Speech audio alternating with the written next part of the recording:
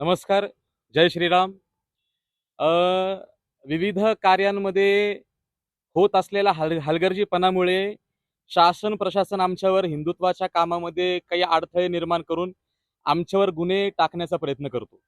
पण त्याचा एक तोटा असा होतो, की ज्यावेळेस हिंदू सण येतात, त्यावेळेस प्रशासन आम्हाला त्या ठिकाणाहून म्हणजे नगरहून हद्दपारीचे असे प्रस्ताव काढत असतो. पण आज या ठिकाणी असं झालेलं आहे, की जे गुन्हे प्रशासनाने माझ्यावर टाकलेले आहेत, त्या सर्व गुन्ह्यांमधून सेशन कोर्टाने माझी निर्दोष मुक्तता केलेली आहे. तरी देखील शिवजयंतीच्या निमित्ताने अहिल्यानगरच्या पोलीस प्रशासनाने पुन्हा एकदा हद्दपारीचा प्रस्ताव माझ्या विरोधात काढलेला आहे. ही माझी एकट्याची समस्या नसून अहिल्यानगरमध्ये काम करत असलेल्या समस्त हिंदुत्ववाद्यांची समस्या आहे. जर हिंदू सणांमध्ये हिंदूंच्या राजांच्या जयंतीनिमित्ताने जर आम्ही हिंदुत्ववादी जर नगरमध्ये नसू तर आमच्या राजांची जयंती साजरी करणार कोण? मुसलमान तर साजरी करणार नाही. ते भलेही म्हणतात की शिवाजी महाराजांच्या सैन्यामध्ये अमुक टक्के एवढे मुसलमान होते, तेवढे मुसलमान होते.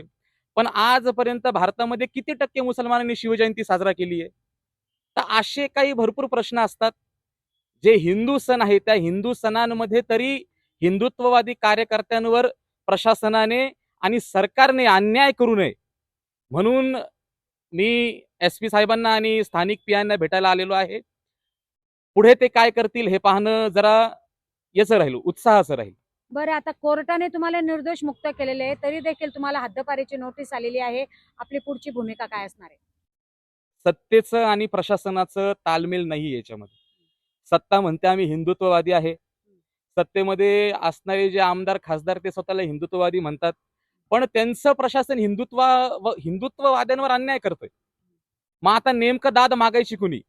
उभा केलेल्या सत्तेकडं आम्ही दाद मागायची. ज्या सत्तेला आम्ही उभा केलं, ज्या सत्तेसाठी आम्ही झटलो, असेच सत्ताधारी आमच्या कामी येत नसतील तर आज आमच्यासारख्या हिंदुत्ववाद्यांना प्रश्न पडतो की आम्ही कुठेतरी मोठी चूक केलेली आहे. बघा, लक्षात असू द्या की police are only public officer of legal investigation and criminal emergencies. पोलिसांना आणि नागरिकांना दोघांना कोर्टासमोर उभं राहावं लागतं. आणि मग ज्या वेळेस खटल्यातून दोघांचे पक्ष ऐकून जर कोर्ट निर्णय देत असेल तर अशा निर्णयांची अवमानना पोलीस प्रशासनाकडून होते.